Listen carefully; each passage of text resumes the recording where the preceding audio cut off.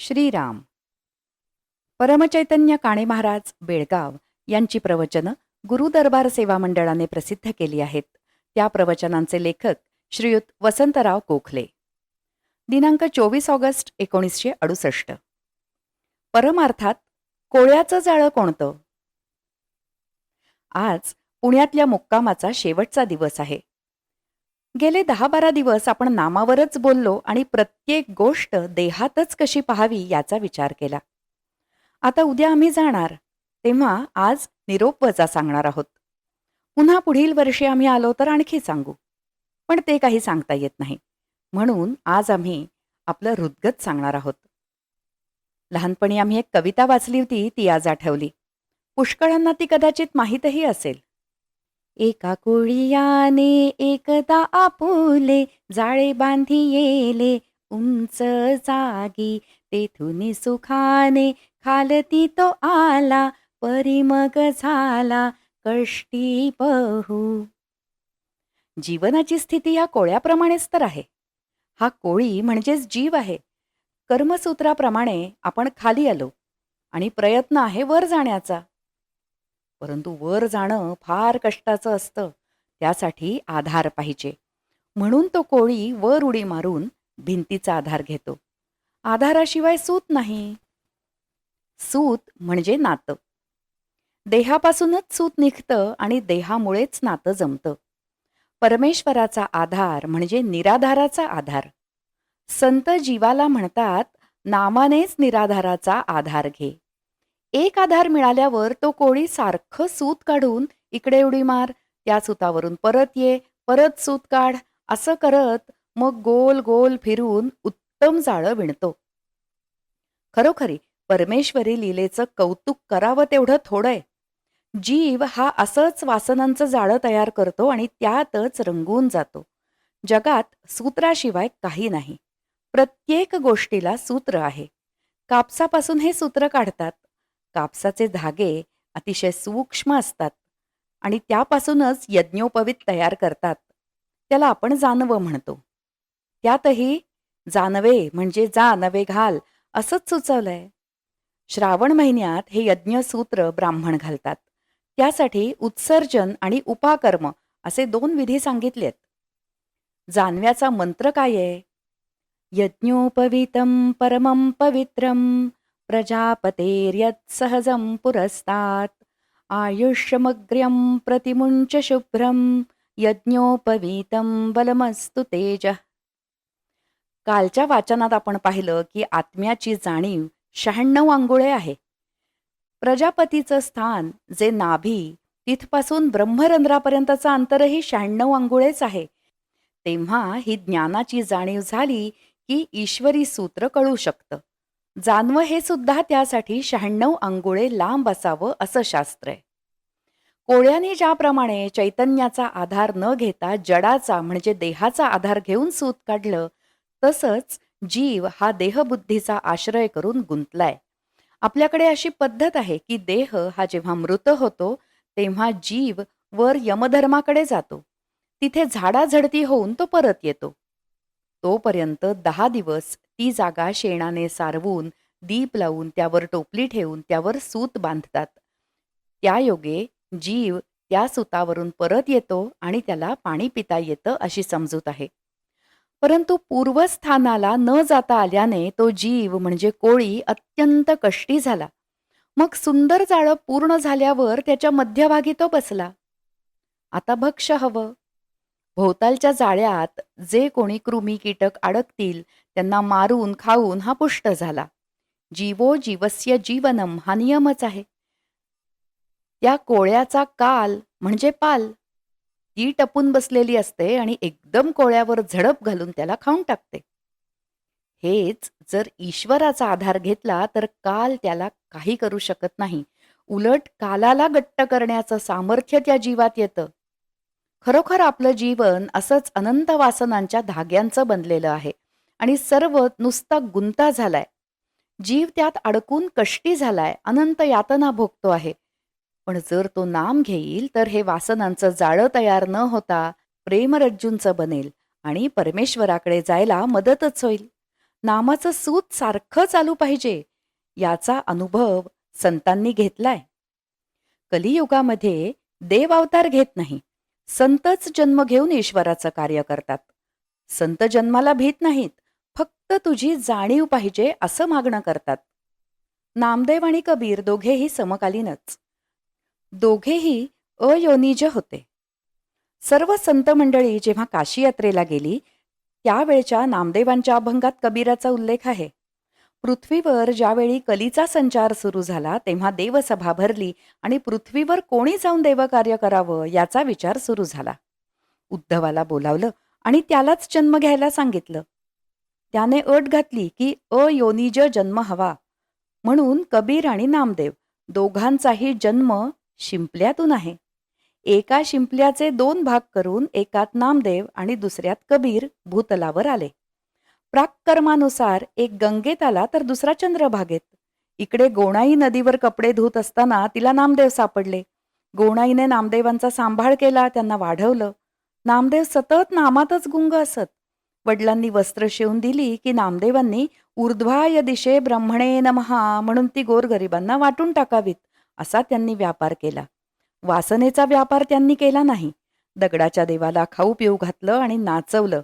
मनापासून जर नामाचा व्यापार केला तर निराकाराला सगुण दर्शन द्यावंच लागतं हे त्यांनी जगाला दाखवून दिलं. इकडे कबीर असलेला दुसरा शिंपला एका मोमिनाला सापडला आणि त्यांनी कबीरांना वाढवलं. त्यांचाही वस्त्र विणण्याचाच उद्योग होता. वस्त्र विणून विकायची आणि त्यावर आपला चरितार्थ चालवायचा हा त्यांचा उद्योग.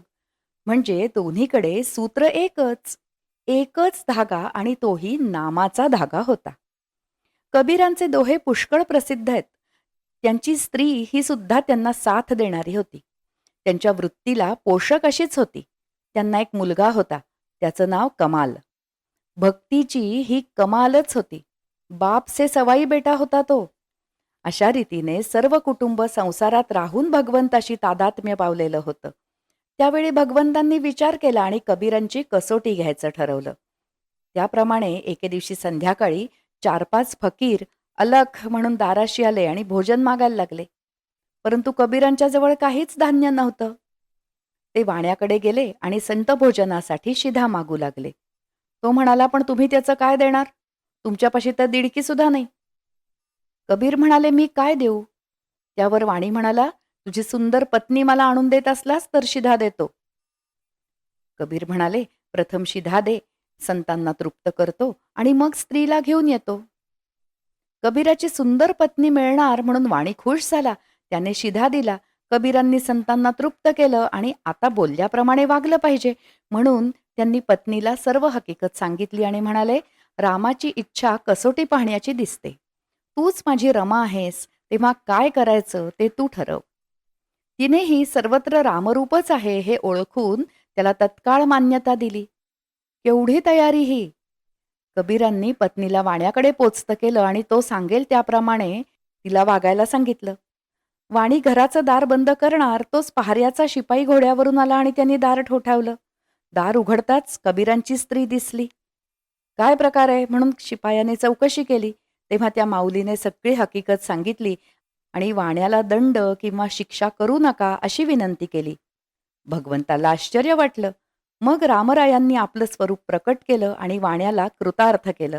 वाण्याच्या अन्नामुळे संत तृप्त झाले म्हणून त्याला प्रत्यक्ष दर्शन झालं. वाण्याने मग कबीरांच्या पत्नीला घरी पोहोचतं केलं. त्यांच्या पाया पडला आणि आपली चूक झाली असल्याचं त्यांनी सांगितलं. त्यावर कबीरजी म्हणाले, अरे बाबा, तुला प्रत्यक्ष रामरायाचं दर्शन झालं, आम्हाला अजून व्हायचंय. अशा रीतीने कबीरजी एका कसोटीला उतरले. प्रत्यक्ष स्त्री देण्याची वेळ आली तरी डगमगले नाहीत. पुन्हा कबीरांची कसोटी घेण्यासाठी राम आणि लक्ष्मण हे मलंग वेशात आले. कबीरांच्या घरात नेहमीप्रमाणे काही नव्हतंच. तेव्हा कमाल आणि कबीर यांनी विचार केला की सावकारांकडून धान्य चोरून आणूया. संतांसाठी चोरी करावी लागली तरी त्यात दोष नाही. सावकाराच्या घराच्या भिंतीला भोग पाडून कमाल आत गेला आणि त्याने पुरेसा शिधा बाहेर कबीरजींच्या जवळ दिला. इकडे सावकार जागा झाला. त्याने कमालचे पाय पकडले. तेव्हा कमाल म्हणाला, शिधा पुरेसा झाला असेल तर माझं मुंडकं तोडून घ्या आणि घरी जा. कबीरजींनी त्याप्रमाणे केलं आणि घरी आले. सकाळी कोतवालाकडे वर्दी गेली की चोर सापडलाय पण त्याला शिरच नाही.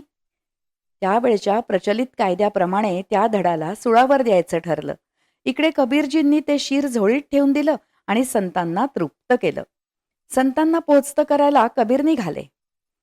फाशीच्या ठिकाणावरून हे सगळेजण जातात तो त्या अचेतन धडाने हात जोडले आणि ज्या बाजूला संत जातील तिकडे फिरून नमस्कार केला. संतांनी आश्चर्य व्यक्त केलं आणि हे कुणाचं धड म्हणून कबीरांकडे चौकशी केली. कबीर म्हणाले, माझ्या कमालचं हे शरीर आहे. कबीरांनी सगळा चोरीचा वृत्तांत सांगितल्यावर त्यांनी कबीरांना ते शीर आणून धडाला लावायला सांगितलं. ते शीर लावताच कमालने रामाचं भजन सुरू केलं. मग राम लक्ष्मणांनी आपलं स्वरूप प्रकट करून कबीरांना आणि मुलाला कृतार्थ केलं. कबीरांचे दोहे असेच स्वानुभवाने भरलेले आहेत. कबीरांच्या नंतर संतांचा जन्म अत्यंत श्रैण रूपात झाला. तेच तुलसीदासजी. यांचा ब्राह्मण कुलात जन्म झाला. एका सुंदर मुलीशी लग्न झालं. तिच्या वाचून त्यांना एक क्षणभरही चैन पडत नसे. पुढे त्यांच्या पत्नीची आई आजारी झाली म्हणून तिचा भाऊ बोलवायला आला. तुलसीदासजींना पत्नीला माहेरी पाठवायला विरोध होता, परंतु त्यांच्या आईबापांनी त्याला बाहेर पाठवलं आणि पत्नीला माहेरी रवाना केलं. तुलसीदास घरी आले तो पत्नी घरात नाही. हे पाहून त्यांनी आईवडिलांना विचारलं. ते म्हणाले, अरे तुला विचार करायला हवा. तिची आई आजारी आहे म्हणून तिला पाठवलं आईकडे. तुलसीदास रागावले आणि पत्नीच्या माहेरी जायला निघाले. वेळ रात्रीची होती आणि अकाली पाऊस आल्याने नदीला पूर आलेला होता. पण तुलसीदासजींच्या मनात पत्नीशिवाय विचारच नव्हता. नदीतून 2 प्रेतं वाहत आलेली त्यांना दिसली, परंतु त्यांना वाटलं आपल्या पत्नीने आपल्यासाठीच ही नावेची योजना केलेली दिसते, म्हणून त्यांनी पत्नीची वाहवाच केली. त्यावर बसून ते नदी पार झाले. त्यांना खात्री होती की पत्नी आपली वाट पाहणारच आणि कुठेतरी तिने येण्यासाठी वाट ठेवलेली असेलच. त्यांनी वाड्याजवळ येताच इकडे तिकडे पाहिलं. सगळं बंद होतं, पण एका खिडकीतून थोडा प्रकाश येत होता. तुलसीदासजींनी विचार केला की मी येणार म्हणून दिवा ठेवून माझी पत्नी वाट पाहत असावी. त्या खिडकीजवळ आले तर एक मोठा भुजंग त्या खिडकीजवळ लोंबकळत असलेला त्यांना दिसला. त्यांना वाटलं पत्नीनेच आपल्यासाठी दोर सोडून ठेवलेला दिसतो. ते झराझर चढून वर गेले. त्यांना पाहताच त्यांच्या पत्नीला मोठं आश्चर्य वाटलं आणि आत्ता कसे आलात म्हणून तिने विचारलं. तुलसीदासजी म्हणाले, तू नाव ठेवली होतीस त्यावर बसून आलो आणि खिडकीखाली दोर सोडला होतास त्यावर चढून आलो. तिला फार वाईट वाटलं. एवढा हुशार माणूस पण माझ्या नादाला लागून वाया जाऊ नये म्हणून तिने हीच वेळ 2 शब्द सांगण्यास बरी आहे असं पाहून म्हटलं, महाराज सावध व्हा. आपला अमोलिक देह माझ्याबद्दलच्या वासनेत फुकट नका घालवू. विषयवृत्तीशी तादात्म्य झाल्याने आपल्याला काहीच दिसेनासं झालंय. बघू तो दोर आणि नाव. दोघांनी जाऊन पाहिलं तर दोराच्या जागी भुजंग आणि नावेच्या जागी प्रेत दिसली. तेव्हा ती स्त्री म्हणाली, भगवंताचं चिंतन करायचं सोडून आपण सारखं माझंच चिंतन कसलं करता? माझ्यात असं काय विशेष पाहिलं आपण? आपण ज्ञानी आहात. मी आपल्याला काय जास्त सांगू? बायकोचा उपदेश ऐकून तुलसीदासजी भानावर आले आणि त्यांना वाटलं, अरे माझं एवढं उपनिषदांचं ज्ञान गेलं कुठे? मग तूच माझी आई आणि तूच गुरु असं म्हणून त्यांनी बायकोचे पाय धरले. पुढे तुलसीदासजींनी रामरायाला प्रसन्न करून घेतलं. त्यांनी रामायण लिहिलं. अशा रीतीने स्त्रैणपणा आणि भगवत दर्शन दोन्हीही त्यांनी दाखवलं. जडजीवांच्या उद्धारासाठी संत असेच जन्म घेऊन उपदेश करतात आणि आचरण करून दाखवतात. त्यामुळेच कोळ्याच्या जाळ्यात अडकलेले जीव मुक्त होतात. हित ते करावे देवाचे चिंतन, म्हणजे देवाच्या चिंतनातच खरं हित आहे असा संत उपदेश करतात. त्याचा सर्वांनी उपयोग करून अनुभव घ्या. संसार हा असार असला तरी तो साररूप करून त्यात सर्वेश्वराची आठवण ठेवा. अनासक्त राहून संसार करा. मायेच्या आहारी जाऊ नका. तिला आपल्या आहारी ठेवून परमेश्वराचं अखंड स्मरण करा, म्हणजेच सतत त्याचं नाम घ्या. जानकी जीवन स्मरण जय जय राम.